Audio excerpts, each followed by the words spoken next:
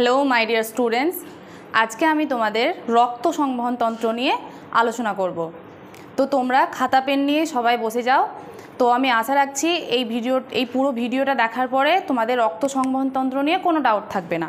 তো তোমরা এই ক্লাসটা মন দিয়ে খুব ভালো করে দেখবে এবং প্রত্যেকটা টপিক ওয়াইজ আমি খুব ভালো করে আলোচনা করে দেব। তো তোমরা ভিডিওটা একটুও পজ করবে না এবং প্রত্যেকটা ভালো করে দেখে নিজের খাতায় লিখে ভালো করে পড়বে। ক্লিয়ার? তো কথা না বাড়িয়ে আমি ভিডিওটা স্টার্ট করছি। তো এই যে চ্যাপ্টারটা আমি বললাম রক্ত সংবহন তন্ত্র। তো সংবহন জিনিসটা কি? আমরা জানি যে আমার উদ্ভিদ দেহে আর প্রাণী দেহে কি হয়, প্রাণী দেহে তো অনেক কাজকর্ম হয়, দেহে নানা রকম কাজকর্ম হয়, উদ্ভিদ দেহের নানা রকম কাজকর্ম হয়। তো প্রাণী দেহে যে নানা রকম দেহে কাজকর্ম হয়, তো একটা প্রক্রিয়া আছে, সেটা হচ্ছে সংবহন। এই সংবহন প্রক্রিয়ার মাধ্যমে প্রাণী দেহে বা যে কোনো জীবদেহেই কি হয়, নানা রকম কাজকর্ম সম্পন্ন হয়। যেমন ধরো প্রাণীদেহে আমরা যে কার্বন ডাইঅক্সাইড গ্যাস ত্যাগ করি এবং অক্সিজেন গ্যাস যে আমরা গ্রহণ করি, এটা কিন্তু সংবহনের মাধ্যমেই কিন্তু সম্পন্ন হয়। আবার আমরা যে খাবার খাই, এবার খাবার হজম হওয়ার পরে যে শক্তিটা উৎপন্ন হয়, অর্থাৎ যে তাপটা উৎপন্ন হয়, সেটাও কিন্তু সংবহনের মাধ্যমেই কিন্তু আমাদের সারা শরীরে ছড়িয়ে পড়ে।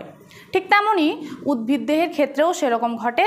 তো প্রাণী দেহের সংবহনটা ঘটে রক্তের মাধ্যমে, আর উদ্ভিদ দেহে সংবহন ঘটে কিন্তু জলের মাধ্যমে। ক্লিয়ার?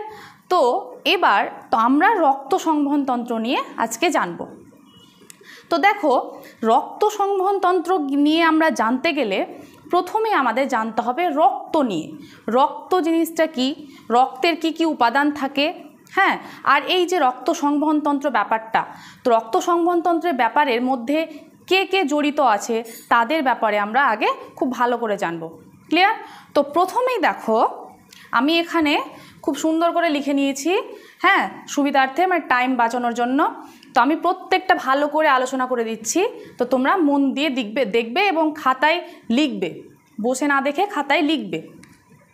তো দেখো, এই যে রক্ত সংবহন তন্ত্র ব্যাপারটা, এই রক্ত সংবহন তন্ত্র ব্যাপারটার জনক যে বিজ্ঞানী এই রক্ত সংবহন তন্ত্র ব্যাপারে রিসার্চ করেছিল, তার নাম হচ্ছে উইলিয়াম হার্ভে। তো এই উইলিয়াম হার্ভেকে কি বলা হয়? রক্ত সংবহন তন্ত্রের জনক।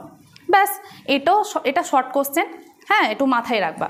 ব্যাস, এবার আমরা যে রক্ত সংবহন তন্ত্রের কথাটা বললাম, তো এই রক্ত সংবহন তন্ত্রের কি উপাদান থাকে।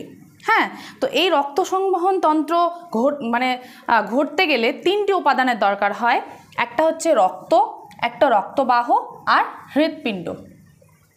আচ্ছা, এবার রক্ত সম্পর্কে আমরা জানব, রক্তবাহ সম্পর্কে জানব আর হৃৎপিণ্ড সম্পর্কে জানব।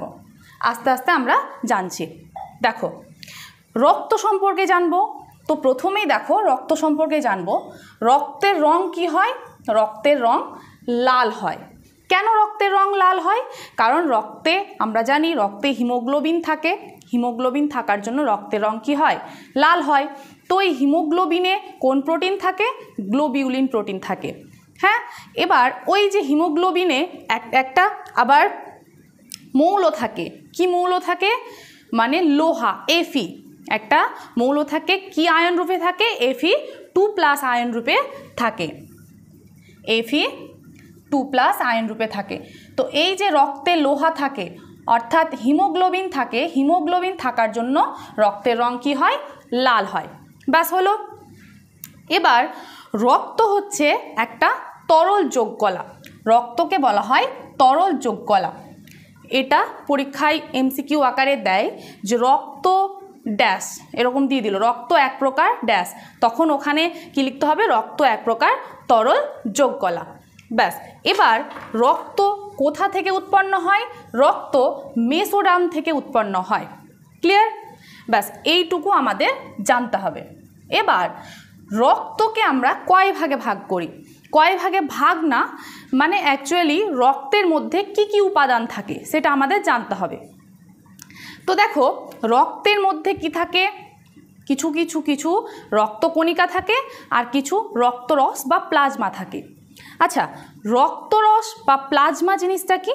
রক্তরস বা প্লাজমা জিনিসটা হচ্ছে রক্তের মধ্যে নানা রকম খনিজ পদার্থ, গ্যাসীয় পদার্থ, নানা রকম উপাদান, প্রোটিন, ভিটামিন, নানা রকম যে উপাদানগুলো, হ্যাঁ, এই যে দেখো আমি লিখেছি যে রক্ত কি হয়, রক্তের মধ্যে দুই রকম উপাদান থাকে, একটা হচ্ছে রক্তকণিকা আর একটা হচ্ছে রক্তরস। রক্তকণিকা থাকে রক্তে 45% আর রক্তরস থাকে 55%। এই যে রক্তরস, যে প্লাজমার কথাটা বললাম, এখানে নানা রকম খনিজ পদার্থ, জল, গ্যাসীয় পদার্থ, নানা রকম পদার্থ থাকে। ব্যাস, এটা জানা অতটাও দরকার নাই, জাস্ট এই পার্সেন্টেজগুলো দেখে রাখবা ব্যাস। এবার রক্তকণিকা, তো এই রক্তকণিকাকে 3 ভাগে ভাগ করা হয়, অর্থাৎ রক্তকণিকা রয়েছে 3টি। কি কি রক্তকণিকা রয়েছে? প্রথমে হচ্ছে লোহিত রক্তকণিকা 1 নাম্বার, তারপরে শ্বেত রক্তকণিকা আর হচ্ছে অনুচক্রিকা। এই 3টে মানে মেইন রক্তকণিকা। তো এই 3টে রক্তকণিকার আমরা মানে কোথা থেকে উৎপন্ন হয়, তাদের বৈশিষ্ট্য কী এবং তাদের কাজ কী, ব্যাস এইটুকু জানলেই যথেষ্ট, আর কিছু জানার দরকার নেই। এবার আমি আলোচনা করছি তাদের ব্যাপারে। তো দেখো, তো আমি একটু জাস্ট বললাম রক্তের ব্যাপারে, হ্যাঁ, এবার রক্তবাহটা একটু বলে নিই। রক্তবাহ জিনিসটা কি? রক্তবাহ হচ্ছে, আমি লিখেছি রক্তবাহ বলা হয় শিরা, ধমনী আর রক্তজালককে বলা হয় রক্তবাহ। আচ্ছা, শিরা কি? শিরার কাজ কি? বা ধমনীরই বা কাজ কি আর রক্তজালকের কাজ কি? আচ্ছা, শিরার কাজ কি? শিরার কাজ হচ্ছে বেশি কার্বন ডাইঅক্সাইড যুক্ত রক্ত অর্থাৎ দূষিত রক্ত কি করে হৃৎপিণ্ডে নিয়ে যাওয়া। এই শিরার কাজ হচ্ছে, শিরা হচ্ছে এক প্রকার একটা নালিকা বা নালী, এই শিরার কাজ হচ্ছে বেশি কার্বন ডাইঅক্সাইড যুক্ত রক্ত কি করে হৃৎপিণ্ডে নিয়ে যাওয়া, এই শিরা। আর ধমনীটা কি? ধমনী হচ্ছে এক প্রকার নালিকা, যে নালিকার মাধ্যমে কি হয় বেশি অক্সিজেনযুক্ত রক্ত অর্থাৎ বিশুদ্ধ রক্ত কি হয় হৃৎপিণ্ড থেকে কি হয় সারা শরীরে ছড়িয়ে পড়ে এই ধমনীর মাধ্যমে। আচ্ছা, রক্তজালকটা কি? রক্তজালকটা হচ্ছে শিরা আর ধমনীর মধ্যে যে একটা কানেকশন রাখে, হ্যাঁ, সেটা হচ্ছে রক্তজালক। ব্যাস, এটা আমরা বেসিক একটু কনসেপ্ট নিলাম। হৃৎপিণ্ড কি? হৃৎপিণ্ড আমরা জানি যে হৃৎপিণ্ড হচ্ছে এমন একটা অর্গ্যান, যে অর্গ্যানটা কি করে পাম্প করে আমাদের সারা শরীরে রক্ত মানে হৃৎপিণ্ডে নিয়ে আসে, আবার মানে আবার সারা শরীরে ছড়িয়ে দেয়, এটা হচ্ছে হৃৎপিণ্ড। ব্যাপারটা আমরা জানি। ব্যাস, এই 3টে আমরা যে রক্ত সংবহন তন্ত্রের যে 3টে উপাদান, এই 3টে উপাদানের আমরা বেসিক কনসেপ্টটা আমরা জানলাম যে এই 3টে জিনিস কি। ব্যাস, এবার এই 3টে জিনিস যে আমরা জানলাম, এই 3টে জিনিসের মধ্যে আমরা প্রত্যেকটার আলাদা আলাদা কাজ সম্পর্কে জানবো, কোথা থেকে উৎপন্ন হয় সেটা জানবো, হ্যাঁ।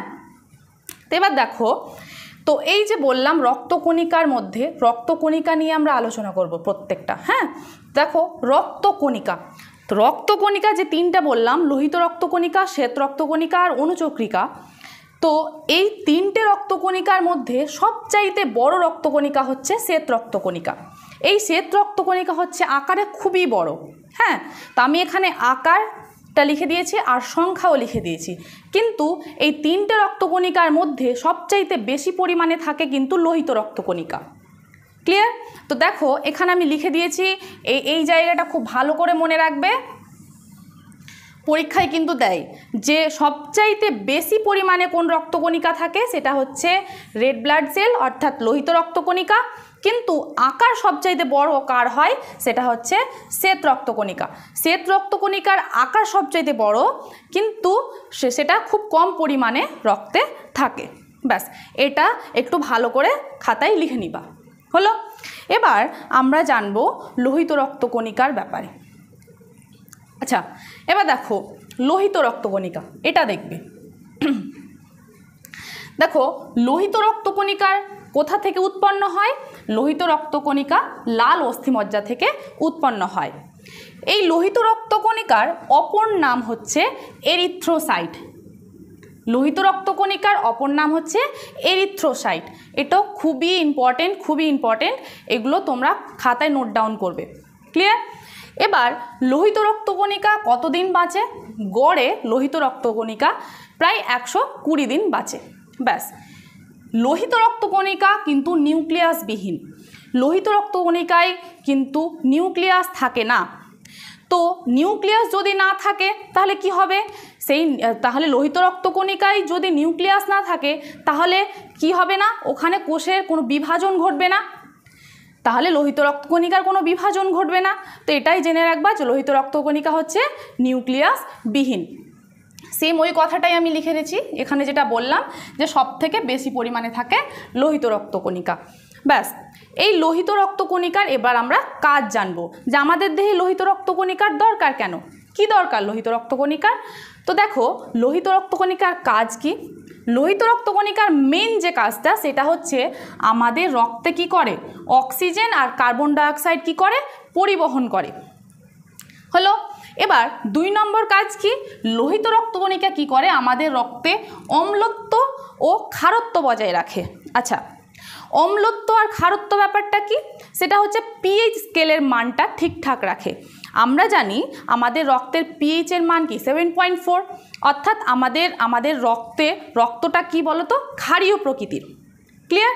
তো আমাদের এই যে অম্লত্ব আর ক্ষারত্ব বজায় রাখে কিন্তু এই লোহিত রক্তকণিকা, কারণ আমাদের রক্ত যাতে বেশি অম্ল না হয়ে যায় বা বেশি ক্ষারীয় না হয়ে যায় সেটাকে কন্ট্রোলে রাখে কিন্তু আমাদের এই লোহিত রক্তকণিকা। ব্যাস, এবার লোহিত রক্তকণিকা সান্দ্রতা বজায় রাখে, রক্তের সান্দ্রতা বজায় রাখে।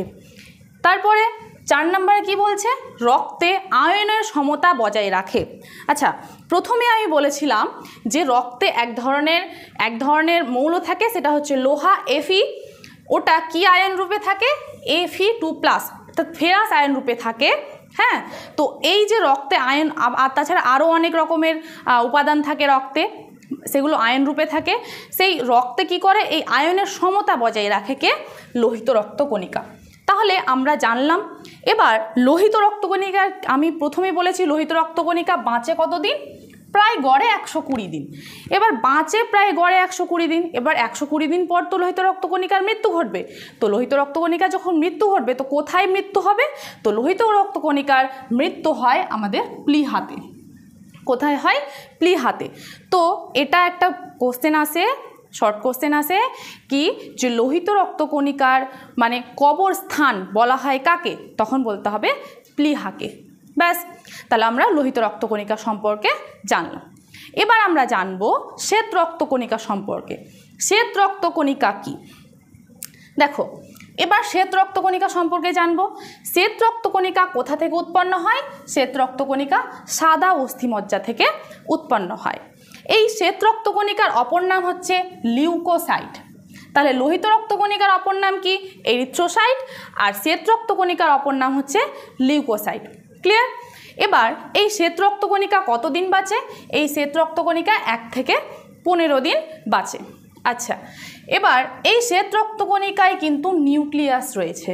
তাহলে শ্বেত রক্তকণিকা কি, নিউক্লিয়াস যুক্ত। তাহলে নিউক্লিয়াস যুক্ত যেহেতু, তাহলে এখানে বিভাজন সম্পন্ন হবে। হ্যাঁ, তো এটা মাথায় রাখবা কি, শ্বেত রক্তকণিকা হচ্ছে নিউক্লিয়াস যুক্ত। ব্যাস, আরেকটা কি মানে শ্বেত রক্তকণিকার বৈশিষ্ট্য কি, শ্বেত রক্তকণিকায় অ্যামিবয়েড চলন দেখা যায়। খুবই ইম্পর্টেন্ট, ভেরি ভেরি ইম্পর্টেন্ট, তোমাদের যে কোনো কম্পিটিটিভ এক্সামের জন্য খুবই ইম্পর্টেন্ট এটা, যে শ্বেত রক্তকণিকায় অ্যামিবয়েড চলন দেখা যায়। শ্বেত রক্তকণিকাকে ফাইটার সেল বলা হয়। শ্বেত রক্তকণিকাকে ফাইটার সেল বলা হয়। কেন শ্বেত রক্তকণিকাকে ফাইটার সেল বলা হয়, কারণ আমরা জানি শ্বেত রক্তকণিকার কাজই হচ্ছে রোগ জীবাণু ধ্বংস করা। আমাদের দেহে কোনো যদি রোগ জীবাণু যদি প্রবেশ করে, সেই রোগ জীবাণুকে ধ্বংস করে কিন্তু এই শ্বেত রক্তকণিকা, তাই জন্য শ্বেত রক্তকণিকাকে ফাইটার সেল বলা হয়। ব্যাস, এবার শ্বেত রক্তকণিকার কিন্তু কয়েকটা ভাগ রয়েছে। হ্যাঁ, শ্বেত রক্তকণিকাকে 2 ভাগে ভাগ করা হয়। কি ভাগে ভাগ করা হয় সেটা দেখো। শ্বেত রক্তকণিকাকে 2 ভাগে ভাগ করা হয়, একটা হচ্ছে দানাবিহীন শ্বেত রক্তকণিকা, একটা হচ্ছে দানাযুক্ত শ্বেত রক্তকণিকা। দানাবিহীন শ্বেত রক্তকণিকার ইংলিশ টার্মটা কি, অ্যাগ্রানুলোসাইট, আর দানাযুক্ত শ্বেত রক্তকণিকার মানে ইংলিশ টার্মটা কি, গ্রানালুসাইট। ক্লিয়ার? এবার দেখো দানাযুক্ত দুটো শ্বেত রক্তকণিকা থাকে, একটা হচ্ছে মনোসাইট আর একটা হচ্ছে লিম্ফোসাইট। আর দানাযুক্ত শ্বেত রক্তকণিকা থাকে তিনটে, কি কি? নিউট্রোফিল, ইউসিনোফিল আর বেসোফিল। তো এখান থেকে এই বছর 2023-এ জিএনএম এএনএমে মানে ক্যাটাগরি 2-এ কোশ্চেন এসেছিলো। তোমরা যদি দেখে থাকো তো তোমরা অবশ্যই দেখবে কোশ্চেন ক্যাটাগরি 2-এ 2023-এ এসেছিলো। তো দেখো এখানে কি বলেছে, কোশ্চেনটা কি ছিল যে এখানকার মধ্যে কোন দুটো হচ্ছে দানাযুক্ত শ্বেত রক্তকণিকা। তো এরকম মনোসাইট, লিম্ফোসাইট, নিউট্রোফিল, ইউসিনোফিল এরকম 4টা অপশন ছিল। হ্যাঁ, সেখানকার মধ্যে তোমাদের দুটো অপশন ঠিক ছিল। 2023-এ এখান থেকে একটা কোশ্চেন ছিল। তো দেখো এখানকার মধ্যে মনে রাখবে এই যে দানাবিহীন শ্বেত রক্তকণিকা, এই দানাবিহীন শ্বেত রক্তকণিকা যে মনোসাইট আর লিম্ফোসাইট, এখানকার মধ্যে এই যে 5টা শ্বেত রক্তকণিকা টোটাল রয়েছে, এখানকার মধ্যে সবচাইতে বড় শ্বেত রক্তকণিকা হচ্ছে কিন্তু মনোসাইট। এটা খুবই ইম্পর্টেন্ট যে সবচাইতে বড় শ্বেত রক্তকণিকা কি, তখন বলতে হবে মনোসাইট। আর সবচাইতে ছোট কি, লিম্ফোসাইট। এই দুটো ভালো করে মাথায় রাখবে। এবার এই যে 5টে শ্বেত রক্তকণিকা রয়েছে, এই 5টা শ্বেত রক্তকণিকার মধ্যে সবচাইতে বেশি পরিমাণে কোন শ্বেত রক্তকণিকা থাকে আমাদের রক্তে, তখন বলতে হবে নিউট্রোফিল। নিউট্রোফিল কিন্তু আমাদের শ্বেত রক্তকণিকায় সবচাইতে বেশি পরিমাণে থাকে। আর সবচাইতে কম পরিমাণে থাকে কোন শ্বেত রক্তকণিকা, তখন বলতে হবে বেসোফিল। এইখানকার এই কোশ্চেনটা খুবই ভালো কোশ্চেন যে সবচাইতে বড় শ্বেত রক্তকণিকা কি, মনোসাইট। সবচাইতে ছোট শ্বেত রক্তকণিকা কি, তখন বলতে হবে লিম্ফোসাইট। সবচাইতে বেশি পরিমাণে কোন শ্বেত রক্তকণিকা থাকে, তখন বলতে হবে নিউট্রোফিল। আর সবচাইতে কম পরিমাণে থাকে কি, বেসোফিল। ব্যাস, এইটুকু আমরা জানলাম। এবার এই মনোসাইট, লিম্ফোসাইট, নিউট্রোফিল, ইউসিনোফিল আর বেসোফিলের কি কাজ রয়েছে সেগুলো সম্পর্কে আমরা জানব। তারপরে অণুচক্রিকা সম্পর্কে জানব। ক্লিয়ার? তো দেখো এবার দেখো শ্বেত রক্তকণিকার কাজ। এবার দেখো এই যে আমি শ্বেত রক্তকণিকাগুলোর ভাগ বলেছিলাম, তো এই শ্বেত রক্তকণিকাগুলোর আলাদা আলাদা কি কাজ আছে সেটা আমরা জানব। দেখো প্রথমে বলছি মনোসাইটের কথা। মনোসাইট শ্বেত রক্তকণিকা দেখতে কেমন, এই যে এইরকম একটু আকার হয়। তো এই মনোসাইট শ্বেত রক্তকণিকার মধ্যে একটি মাত্র নিউক্লিয়াস থাকে। হ্যাঁ, এই নিউক্লিয়াসটা দেখতে প্রায় বৃক্কের মতো দেখতে লাগে। হলো, এই মনোসাইট শ্বেত রক্তকণিকার কাজ কি? মনোসাইট শ্বেত রক্তকণিকার কাজ হচ্ছে রোগ জীবাণু ধ্বংস করে আর অ্যান্টিবডি গঠন করে। ব্যাস। এবার লিম্ফোসাইট শ্বেত রক্তকণিকা দেখতে কেমন হয়? এই রকম দেখতে হয়। তো লিম্ফোসাইট শ্বেত রক্তকণিকায় একটা নিউক্লিয়াস থাকে, কিন্তু নিউক্লিয়াসটা আকারে একটু বড় হয়। সেম মনোসাইট শ্বেত রক্তকণিকার যে কাজ, লিম্ফোসাইট শ্বেত রক্তকণিকারও সেম কাজ। এর কাজ কি? অ্যান্টিবডি গঠন করে আর রোগ জীবাণু ধ্বংস করে। ব্যাস, এটা একটু জেনে রাখবা। এখানকার মধ্যে মেন ইম্পর্টেন্ট এই যে দানাযুক্ত শ্বেত রক্তকণিকাগুলোর ভাগগুলো। তো কি কি দেখো, নিউট্রোফিল শ্বেত রক্তকণিকা, নিউট্রোফিল শ্বেত রক্তকণিকার আর ইউসিনোফিল আর বেসোফিল, এই তিনটে শ্বেত রক্তকণিকার পিএইচ স্কেল অনুযায়ী, আমরা জানি, অবশ্যই সবাই জানি যে পিএইচ স্কেলটা কি, যেটা অম্লত্ব আর ক্ষারত্বের কি বলছে অম্লত্ব ক্ষারত্ব মানে নির্ণয় করা হয়। তো এই পিএইচ স্কেল অনুযায়ী নিউট্রোফিলের প্রকৃতি হচ্ছে প্রশম। প্রশম বলতে কোনটা, যে ওর পিএইচ মানটা হচ্ছে পুরো 7, মানে আর কি বলছে ইউসিনোফিল এর কি বলছে প্রকৃতিটা কেমন, আম্লিক। আর বেসোফিলের প্রকৃতি হচ্ছে ক্ষারীয়। এবার দেখো এদের কাজগুলো কি আছে। নিউট্রোফিল শ্বেত রক্তকণিকায় 3টে নিউক্লিয়াস থাকে। এর কাজ কি? ব্যাকটেরিয়া জনিত জীবাণুকে ধ্বংস করে নিউট্রোফিল। এবার ইউসিনোফিল এর প্রকৃতি কি? আম্লিক। এই ইউসিনোফিলের দুটো নিউক্লিয়াস থাকে। এই ইউসিনোফিলের কাজ কি? ভেরি ইম্পর্টেন্ট, খুবই ইম্পর্টেন্ট, খাতায় মানে নোট করে রাখবে যে এই ইউসিনোফিল শ্বেত রক্তকণিকা কি করে? হিস্টামিন নিঃসরণ করে কি করে? অ্যালার্জি প্রতিরোধ করে। খুবই ইম্পর্টেন্ট যে ইউসিনোফিল শ্বেত রক্তকণিকা হিস্টামিন নিঃসরণ করে কি করে? আমাদের দেহে অ্যালার্জি প্রতিরোধ করে। তো আমাদের কেন দেখো, আমাদের দেহে যদি অ্যালার্জি হয় তো কি করে? এই হিস্টামিন নিঃসরণ হওয়ার ফলে অ্যালার্জিটাকে ঠিক করে দেয়। খুবই ইম্পর্টেন্ট। এবার বেসোফিল শ্বেত রক্তকণিকা। বেসোফিল শ্বেত রক্তকণিকার প্রকৃতি কি? ক্ষারীয় প্রকৃতির। এই বেসোফিল শ্বেত রক্তকণিকার কাজ কি? বেসোফিল শ্বেত রক্তকণিকার কাজ হচ্ছে খুবই ইম্পর্টেন্ট, ভেরি ভেরি ইম্পর্টেন্ট, সেটা হচ্ছে আমাদের দেহে কী করে, আমাদের রক্তে কী হয়, হেপারিন নিঃসরণ করে।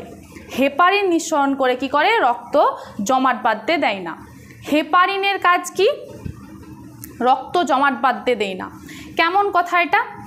ধরো তোমরা দেখে হবে হয়তো, ধরো একটা কোনো পাত্রে কিছুটা পরিমাণ রক্ত নিয়েছো, এবার সেই রক্তটা দেখবে যে 3 থেকে 7 মিনিট বা 5 মিনিট পরে কি হবে, রক্তটা থকথকে আকারে জেলির মতো কি হয়, জমাট বেঁধে যায়। এবার আমরাও তো জানি যে আমাদের দেহে বা যে কোনো জীব দেহে কী থাকে, রক্ত থাকে।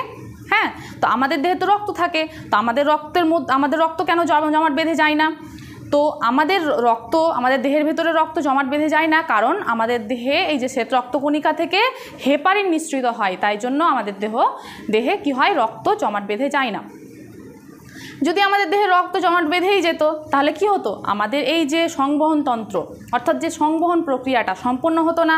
আর এই সংবহন প্রক্রিয়া যদি সম্পন্ন না হতো তাহলে এক স্থান থেকে অন্য স্থানে কোনো পদার্থই যেতে পারতো না। আর যেতে না পারলে কি হতো, আমাদের এই যে শারীরবৃত্তীয় যে কাজকর্ম, হ্যাঁ, দেহের ভেতরে যে কোষস্থ কোষের যেরকম কাজকর্ম কোনো কিছু সম্পন্ন হতো না।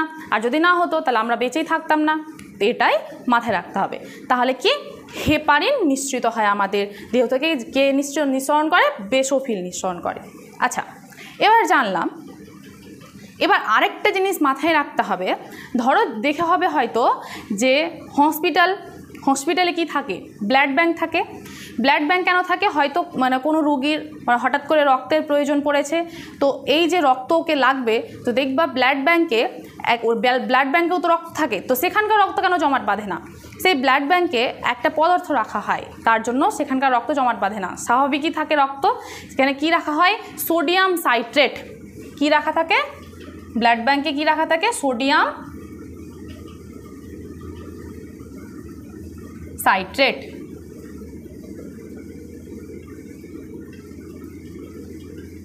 খুবই ইম্পর্টেন্ট, মাথায় রাখবা। তাহলে ব্লাড ব্যাংকে কি রাখা থাকে? সোডিয়াম সাইট্রেট রাখা থাকে, তার জন্য ব্লাড ব্যাংকে রক্ত কি হয় না, জমাট বাঁধে না। ব্যাস হলো। তো তোমাদের কাছে আমি একটা কথা বলতে চাই যে এই রকমভাবে যদি প্রত্যেকটা চ্যাপ্টার ভিত্তিক, প্রত্যেকটা সাবজেক্টের প্রত্যেকটা চ্যাপ্টার ভিত্তিক, প্রত্যেকটা টপিক ভিত্তিক যদি তোমরা এইরকম অ্যানালাইসিস করে প্রত্যেকটা যদি তোমরা আলোচনা ক্লাস দেখতে চাও, হ্যাঁ, তাহলে তোমরা অবশ্যই আমাদের online coaching centre BS nursing একাডেমিতে অবশ্যই তোমরা অ্যাডমিশন যদি নিতে চাও তাহলে স্ক্রিনে দেওয়া নাম্বারে তোমরা অবশ্যই কন্ট্যাক্ট করতে পারো। এবং এখানে তোমরা নানা রকম সুযোগ সুবিধা পাবে। তো কী কী সুযোগ সুবিধা? এখানে রেকর্ডেড ক্লাস সহ আমাদের এখানে প্রত্যেকটা সাবজেক্টের আলাদা আলাদা শিক্ষক শিক্ষিকা রয়েছে, এবং প্রত্যেক দিন তোমাদের লাইভ ক্লাস সহ, সাপ্তাহিক মক টেস্ট সহ, মান্থলি মক টেস্ট সহ এবং ডাউট ক্লিয়ারিং ক্লাস সহ সমস্ত রকম এখানে তোমরা সুযোগ সুবিধা পাবে জিএনএম এএনএমের জন্য। তো অবশ্যই তোমরা যদি আমার পড়ানোর যদি তোমাদের ভালো লাগে তো অবশ্যই তোমরা নিচের দেওয়া নাম্বারে যোগাযোগ করতে পারো এবং আমাদের এই বিএস নার্সিং একাডেমিতে অ্যাডমিশন নিতে পারো। তো যাই হোক, এবার দেখো, এবার আমরা জানবো অণুচক্রিকা সম্বন্ধে। অণুচক্রিকার কাজ কি? ঠিক আছে, তো দেখো, তো অণুচক্রিকার কাজ কি এবং যে অণুচক্রিকা যে কাজটা করে সেটা কি কি প্রসেসে করে সেটা ব্যাপারে আমরা জানব। তো দেখো, প্রথমেই কি বলছি যে অণুচক্রিকা কোথা থেকে উৎপন্ন হয়। হ্যাঁ, তো অণুচক্রিকা উৎপন্ন হয় লাল অস্থিমজ্জা থেকে। ক্লিয়ার? এই অণুচক্রিকা কতদিন বাঁচে? এই অণুচক্রিকা গড়ে প্রায় 8 থেকে 9 দিন বাঁচে। এই অণুচক্রিকার আরেকটা নাম হচ্ছে থ্রোম্বোসাইট। ভালো করে খাতায় নোট ডাউন করবে। এই অণুচক্রিকার আরেক নাম কি? থ্রোম্বোসাইট। ব্যাস, এই অণুচক্রিকা যে বললাম 8 থেকে 9 দিন বাঁচে, তো এই 8 থেকে 9 দিন পর তো অণুচক্রিকার মৃত্যু ঘটে। হ্যাঁ, তো কোথায় মৃত্যু ঘটে? প্লীহাতে মৃত্যু ঘটে। এবার অণুচক্রিকার মেন কাজ হচ্ছে রক্তকে জমাট বাঁধতে সাহায্য করা। তো কি বলছি যে অণুচক্রিকার মেন কাজ হচ্ছে রক্তকে জমাট বাঁধতে সাহায্য করা। এবার দেখো, যদি আমাদের শরীরে অণুচক্রিকার সংখ্যা যদি ধরো কমে যায়, সেক্ষেত্রে কি হবে, আমাদের শরীরে রক্ত জমাট বাঁধতে দেরি হবে। যদি অনুচক্রিকার সংখ্যা যদি আমাদের দেহে কমে যায় তাহলে কি হবে, রক্ত জমাট বাঁধতে দেরি হবে। এবার যদি আমাদের দেহে অনুচক্রিকার পরিমাণ বেড়ে যায়, তো অনুচক্রিকার পরিমাণ যদি আমাদের দেহে বেড়ে যায় তাহলে কি হবে, আমাদের দেহে রক্ত জমাট বেঁধে যাবে, তাহলে একটা রোগের সৃষ্টি হবে। এই রোগটার নাম কি, এই রোগটার নাম হচ্ছে থ্রোম্বোসিস। থ্রোম্বোসিস। তাহলে কি এখানে বুঝতে পারলাম যে অনুচক্রিকার পরিমাণ যদি আমাদের দেহে বেড়ে যায় তাহলে যে রোগটা হয় তার নাম কি, থ্রোম্বোসিস। ব্যাস, এবার আমরা জানবো যে অনুচক্রিকা যে রক্ত জমাট বাঁধতে সাহায্য করে, তো এই রক্ত জমাট বাঁধতে সাহায্য করে, কিন্তু রক্তে আরও কিছু কিছু উপাদান থাকে যারা রক্তকে জমাট বাঁধতে সাহায্য করে। কি কি উপাদান, তার মধ্যে দেখো প্রথম উপাদান আমি এখানে লিখেছি, দেখো প্রথম উপাদান কি থাকে, ক্যালসিয়াম আয়ন থাকে। আমাদের রক্তে কি থাকে, ক্যালসিয়াম আয়ন থাকে, যা আমাদের রক্তকে জমাট বাঁধতে সাহায্য করে। এটা খুবই ইম্পর্টেন্ট কোশ্চেন যে আমাদের রক্তে কোন উপাদান রক্তকে জমাট বাঁধতে সাহায্য করে, তখন বলতে হবে ক্যালসিয়াম। এটা অনেক কম্পিটিটিভ এক্সামে এসছে, খুবই ইম্পর্টেন্ট কোশ্চেন। ব্যাস, আর কি থাকে, আর থাকে প্রোটিন থাকে। প্রোটিন আমাদের রক্ততঞ্চনে সাহায্য করে। তো এই প্রোটিনের মধ্যে কি কি প্রোটিন থাকে, টোটাল এই 4টে প্রোটিন থাকে, যে প্রোটিনগুলো আমাদের শরীরে তো অনেক রকম প্রোটিন রয়েছে, কিন্তু এই 4টে প্রোটিন আমাদের কি করে, রক্তকে জমাট বাঁধতে সাহায্য করে। আচ্ছা, তো কি কি প্রোটিন, থ্রোম্বিন, প্রথমবিন, ফাইব্রিন আর ফাইব্রিনোজেন, এই 4টে প্রোটিন। ব্যাস, আর কি আমাদের রক্তের মধ্যে থাকে যে রক্ততঞ্চনে সাহায্য করে, কি, ভিটামিন কে। এটাও খুব ইম্পর্টেন্ট যে কোন ভিটামিন আমাদের রক্ততঞ্চনে সাহায্য করে, অর্থাৎ রক্তকে জমাট বাঁধতে সাহায্য করে, তখন বলতে হবে ভিটামিন কে। আচ্ছা, তো এই রক্ততঞ্চনে সাহায্যকারী উপাদানগুলোর আচ্ছা কি দরকার, আমরা কি করব। হ্যাঁ, তো ধরো আমাদের কোনো একটা শরীরের কোনো একটা অংশ হয়তো কেটে গেছে। এবার কেটে যাওয়ার পর কি হয়, সেই কেটে যাওয়া অংশ থেকে কি হয়, রক্তক্ষরণ শুরু হয়। এবার রক্তক্ষরণ যদি শুরু করে, এবার যদি আমাদের সেখান থেকে রক্ত যদি জমাট না বাঁধে তাহলে কি হবে, আমাদের একটা সময় পরে আমাদের দেহে সমস্ত রক্ত বেরিয়ে যাবে। হ্যাঁ, তো এই যে সমস্ত রক্ত বেরিয়ে যায় সেক্ষেত্রে কি হবে, আমরা আর বেঁচেই থাকবো না। তো আমাদের তো কোনো জায়গায় যদি কেটে যায় তো সেখান থেকে তো রক্তটা জমাট বাঁধাতে হবে বা রক্তটা বেরোনো বন্ধ করতে হবে। তো কি করে হয়, তো 3টা প্রসেসে হয়। কি কি প্রসেসে আমাদের রক্তটা জমাট বাঁধে, দেখবে কোনো জায়গায় কেটে যাওয়ার পর 3 থেকে 7 মিনিট পরে কি হয়, আমাদের রক্তটা অটোমেটিক জমাট বেঁধে যায়। তো কি কি প্রসেসে ঘটে, ওখানে কিন্তু কিছু কিছু প্রসেস ঘটে, 3টা প্রসেস ঘটে। এই প্রসেস ঘটার ফলে কিন্তু আমাদের রক্তটা জমাট বেঁধে যায়। তো কি প্রসেস ঘটে, দেখো আমি এখানে লিখেছি 3টে প্রসেস, তো একটু মন দিয়ে বুঝবে। দেখো প্রথম প্রসেস অর্থাৎ প্রথম পর্যায়ে কি ঘটে, ধরো আমাদের শরীরের কোনো অংশ কেটে গেছে। এবার ওই কাটা অংশ থেকে অনুচক্রিকা আছে। এবার ওই ভাঙা অনুচক্রিকা, কেটে যাওয়া অংশ থেকে তো ভাঙা অনুচক্রিকা থেকে থ্রোম্বোপ্লাস্টিন খরিত হয়। থ্রোম্বোপ্লাস্টিন খরিত হয়, ওখান থেকে থ্রোম্বোপ্লাস্টিন খরিত হয় এবং রক্তে আমাদের কি থাকে, ক্যালসিয়াম আয়ন থাকে। তো ওই যে ক্ষতস্থান থেকে কি হয়, থ্রোম্বোপ্লাস্টিন খরিত হয়, অর্থাৎ ভাঙা অনুচক্রিকা থেকে কি খরিত হয়, থ্রোম্বোপ্লাস্টিন খরিত হয়। সেই থ্রোম্বোপ্লাস্টিন কি হয়, ক্যালসিয়াম আয়নের সঙ্গে যুক্ত হয়ে, ক্যালসিয়াম আয়নটা কোথায় থাকে, আমি আগেই বললাম আমাদের রক্তে থাকে ক্যালসিয়াম আয়ন। সেই ক্যালসিয়াম আয়নের সঙ্গে যুক্ত হয়ে এক ধরনের উৎসেচক তৈরি করে। কি উৎসেচক তৈরি করে, প্রথম মিনেজ নামক একটা উৎসেচক তৈরি করে। ব্যাস, প্রথম স্টেপে এই কাজটুকু হলো। এবার তারপরের স্টেপে কি হয়, এই যে প্রথম মিনেজ উৎসেচকটা, এই প্রথম মিনেজের উৎসেচকের একটা কাজ হচ্ছে কি, এই প্রথম মিনেজ উৎসেচক কি করে, প্রথম বিনকে কি করে, থ্রোম্বিনে পরিণত করে। এই প্রথম বিনকে কি করে, সেকেন্ড স্টেপে থ্রোম্বিনে পরিণত করে। আচ্ছা, থ্রোম্বিনের কাজ কি, এই যে থ্রোম্বিন আমি কেন তৈরি করব, এই থ্রোম্বিনের কাজ হচ্ছে কি করে, আমাদের কি বলতো, আমাদের শরীরে আমি বলেছিলাম যে হেপারিন আছে, আমাদের রক্তে হেপারিন আছে, যে হেপারিন কি করে আমাদের দেহের ভেতরের রক্তকে জমাট বাঁধতে দেয় না। হ্যাঁ, সচরাচর মানে চলতেই থাকে। তো কি করে, হেপারিন রক্তকে জমাট বাঁধতে দেয় না, কিন্তু এখন তো আমাদের কোনো জায়গায় কেটে গেছে, এবার রক্ত আমাদের তো মানে জমাট বাঁধাতে হবে, তাই জন্য কি করতে হবে, হেপারিনের ক্রিয়া নষ্ট করতে হবে। তো এই হেপারিনের ক্রিয়া নষ্ট করার জন্য প্রথম মিনে কি করে, এই উৎসেচকটি কী করে, এই প্রথম মিনকে থ্রোম্বিনে পরিণত করে। এটা সেকেন্ড স্টেপ হয়ে গেল। এবার থার্ড স্টেপে কি হয়, এই যে থ্রোম্বিন, এই থ্রোম্বিনটা কি ফাইব্রিনোজেন, এই যে প্রোটিন, এক ধরনের প্রোটিন ফাইব্রিনোজেনের সঙ্গে যুক্ত হয়ে কি তৈরি করে, ফাইব্রিন তৈরি করে। ক্লিয়ার? তো এই ফাইব্রিন জালিকায় যখন ফাইব্রিন তৈরি হয়ে গেল, তখন ফাইব্রিন জালিকায় রক্তকণিকাগুলো কি হয়, হ্যাঁ, রক্তকণিকাগুলো আটকে যায়। এবার যখন আটকে যায় তখন একটা থকথকে ক্লট গঠন করে, আর যখন থকথকে ক্লট গঠন করে নেয় তখন রক্ত আমাদের জমাট বাঁধতে শুরু করে দেয়। এবার একটা মোস্ট ইম্পর্টেন্ট কোশ্চেন যেটা আমি বলবো তোমাদের, ধরো আমি বললাম ওই হেপারিনের কথা, যে কথাটা বলছি, হেপারিন, আমাদের শরীরে হেপারিন আছে যেটা আমাদের রক্তকে জমাট বাঁধতে দেয় না, কিন্তু কোনো কারণে যদি আমাদের শরীরের হেপারিনের পরিমাণ কমে যায়, সেক্ষেত্রে কি হবে, সেক্ষেত্রে ডাক্তাররা বাইরে থেকে এক ধরনের কৃত্রিম মানে হেপারিন আমাদের শরীরে ইনজেক্ট করে। সেই কৃত্রিম হেপারিনটার নাম কি, হিরুডিন। খাতায় লিখে নিবে, কি, হিরুডিন। হিরুডিন নামক একটা কৃত্রিম কি হেপারিন আমাদের শরীরে ইনজেক্ট করা হয়। এই হিরুডিনটা আমরা কোথা থেকে পাই, জোঁকের লালারস থেকে। কোথা থেকে, জোঁকের লালারস থেকে। ক্লিয়ার? তো এখন পর্যন্ত আমরা রক্ত সম্বন্ধে জানলাম, কি কি জানলাম, লোহিত রক্তকণিকা সম্পর্কে জানলাম, শ্বেত রক্তকণিকা সম্পর্কে জানলাম এবং অনুচক্রিকা সম্পর্কে জানলাম। ব্যাস, এই যে রক্ত ব্যাপারটা আমরা জানলাম। হ্যাঁ, তো এবার রক্ত ব্যাপারগুলো সমস্তটা জানলাম।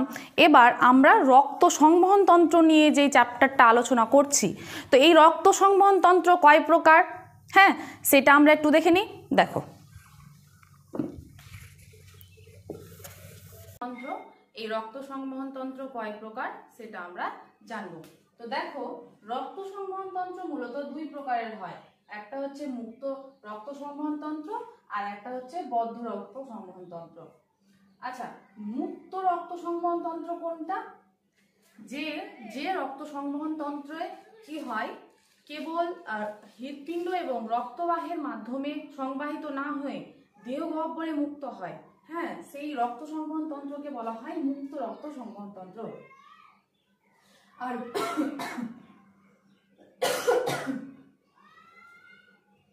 আর বদ্ধ রক্ত সংবহন তন্ত্র কোনটা, যে রক্ত সংবহন তন্ত্র কেবল রক্তবাহ আর হৃৎপিণ্ডের মধ্যে আবদ্ধ অবস্থায় সংবাহিত হয়, কখনো দেহগহ্বরে মুক্ত হয় না, সেই রক্ত সংবহন তন্ত্রকে বলা হয় বদ্ধ রক্ত সংবহন তন্ত্র।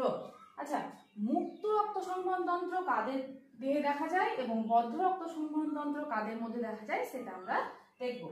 দেখো, মুক্ত রক্ত সংবহন তন্ত্র দেখা যায় কাদের দেহে, আরশোলা, চিংড়ি, শামুক আর ঝিনুক, এদের দেহে মুক্ত রক্ত সংবহন তন্ত্র দেখা দেয়। আর বদ্ধ রক্ত সংবহন তন্ত্র কাদের মধ্যে দেখা দেয়, বদ্ধ রক্ত সংবহন তন্ত্র দেখা দেয় মানুষ সহ সমস্ত মেরুদণ্ডী প্রাণী, যত রকম মেরুদণ্ডী প্রাণী রয়েছে সকলের দেহে বদ্ধ সংবহন তন্ত্র দেখা যায়। কেবল দুটো প্রাণী আছে, এরা হচ্ছে অমেরুদণ্ডী প্রাণী, কিন্তু এদের ব্যতিক্রমী মানে দেখা যায় কেঁচো আর জোঁকে, এরা অমেরুদণ্ডী হওয়া সত্ত্বেও এদের বদ্ধ রক্ত সংবহন তন্ত্র দেখা যায়। ব্যাস হলো। এবার আমরা জানবো এই যে আরশোলার মুক্ত সংবহন তন্ত্রের কথাটা আমি বললাম, তো আরশোলার মুক্ত সংবহন তন্ত্র প্রক্রিয়াটা কি করে সম্পন্ন হয়, এদের কি কি অংশ থাকে সেটা ব্যাপারে আমি আলোচনা করব। তো দেখো, আরশোলার মুক্ত সংবহন তন্ত্র ঘটতে গেলে তিনটে অংশ লাগে, একটা হচ্ছে হিমোলিম্ফ, একটা হিমোসিল আর হৃৎপিণ্ড। তো হিমোলিম্ফ কি, হিমোলিম্ফ বলা হয় আরশোলার শ্বাস সংযোগবিহীন রক্তকে হিমোলিম্ফ বলা হয়। আমাদের তো রক্ত রয়েছে, এবার আমাদের রক্তকে তো রক্তই বলে, কিন্তু আরশোলার রক্তকে হিমোলিম্ফ বলে। হলো। তো তো এই হিমোলিম্ফ কি নিয়ে গঠিত? প্লাজমা আর হিমোসাইট নিয়ে কি গঠিত হয়? হিমোলিম্ফ গঠিত হয়। ব্যাস। এবার হিমোসিল কাকে বলে? আরশোলার হিমোলিম্ফ পূর্ণ যে দেহ গহ্বর, ওই দেহ গহ্বরকে বলা হয় হিমোসিল। এখানে ক্লিয়ার ভাবে লেখা আছে। এবার হিমোলিম্ফ কাকে বলে? আরশোলার রক্তকে হিমোলিম্ফ বলে। আর হিমোসিল কাকে বলে? হিমোলিম্ফ পূর্ণ দেহ গহ্বরকে হিমোসিল বলে। এবার এখানে কি হয়, আমাদের কি বল সরি আরশোলার দেহে ডায়াফ্রাম থাকে। সেই ডায়াফ্রাম কি করে, পৃষ্ঠীয় আর অঙ্কীয় ডায়াফ্রাম কি করে, হ্যাঁ, এই যে হিমোসিল আছে না, এই হিমোসিলকে 3টে সাইনাসে বিভক্ত করে। সেই 3টে সাইনাস কি কি? প্রথম সাইনাস অর্থাৎ পৃষ্ঠদেশে এক ধরনের সাইনাস গঠন করে, সেটা কি? Pericardial sinus. মধ্যভাগে কোন সাইনাস বিভক্ত করে? Perivisceral sinus. আর অঙ্কদেশে পেরিনিউরাল সাইনাস। এই সাইনাসটি তো মাথায় রাখবে। ব্যাস হয়ে গেল।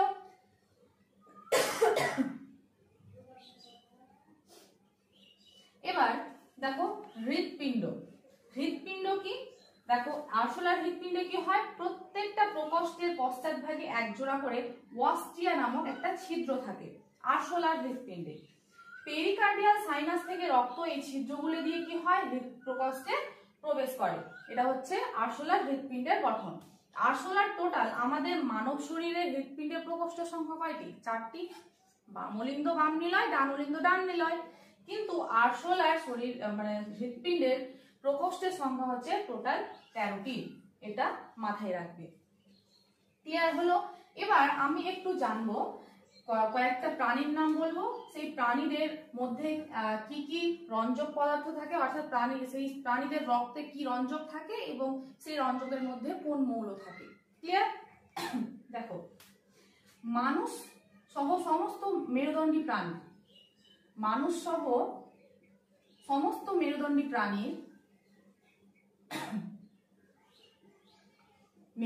প্রাণীর আর আরেক দুটো বলছি কি, কেঁচো আর জোঁক।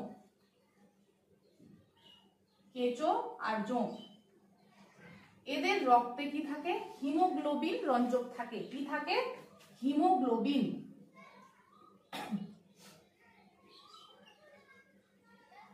হিমোগ্লোবিন রঞ্জক থাকে। মানুষও সমস্ত মেরুদণ্ডী প্রাণী এবং ব্যতিক্রম শুধু কেঁচো আর জোঁক। এদের দেহে কি থাকে? এদের দেহে রক্তে কি থাকে? হিমোগ্লোবিন থাকে, রঞ্জক থাকে। এই হিমোগ্লোবিন থাকে। তো এখানকার তাহলে এখানে মৌল কি থাকবে? Fe, মানে লোহা থাকবে। ক্লিয়ার? এবার আচ্ছা, এবার আমরা জানবো